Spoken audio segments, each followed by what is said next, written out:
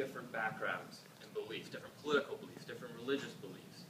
And yet we never let ourselves be defined by our differences. We always rose above them to do what's best for America. And that, I think, is what Americans expect of Congress. And yet, it's not what Congress is doing today. Being in the Marines also gave me a real appreciation for what Reverend Gomes always talked about, how important service is. And it gave me an appreciation for not only the Marines I was serving with overseas, but all of the people back home who cared enough about the troops, who remembered us when we were out there on the front lines, and who were involved in politics. And so one thing I want to do tonight is thank all of you. Thank all of you for being here, for caring about sending the right people to Washington and to the State House who make the right decisions about weighty things like sending our country to war.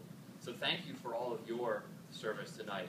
And I also want to say the same thing about Congressman Tierney. Thank you for your service in Washington for all these years. We all know that Congress is broken. Congressional approval ratings have never been lower. But I think sometimes we forget that Congress is also very important. I went to graduate school because of the GI Bill. I paid for college because of federal education loans, and I'm still paying for college because of federal education loans. I started a business in an economy that, while far from perfect, is made better because it encourages entrepreneurship and investment. It's based on freedom and equality. And we live in a nation of laws, those wise restraints that make us free. Congress and our government is a part of all of that. We wouldn't be here today in such a prosperous country without what Congress has done in the past. And so if Congress is broken today, it does not bode well for our future. And so I want to go to Congress because I believe we need to change that paradigm. Like the Marines, we need to be able to work with people to take a pragmatic approach to making things better in America. I want to put Congress back to work so that America's future is as strong or even stronger than its past. So that's just a little bit about myself and who I am and where I came from and why I'm running.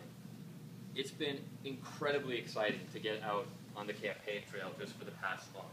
We've gotten a tremendous response, and a big part of what I'm doing as a first-time candidate is listening to people like you, to understand what's important in your lives and what you want your representatives to do in Washington. So I'll stop talking now, but I look forward to meeting each and every one of you over the course of this long campaign. And thank you. Thank you for caring enough about democratic politics to be here tonight. Thank you for allowing a first-time candidate to have the opportunity to earn the right to be your representative. Because I know that I won't get your vote because of where I'm from, where I went to school, where I served overseas, whether or not you saw me at Maddie's the day before Thanksgiving. I know that I have to earn every one of your votes. And I look forward to getting to know you and to doing that over the course of the coming years. Thank you very much.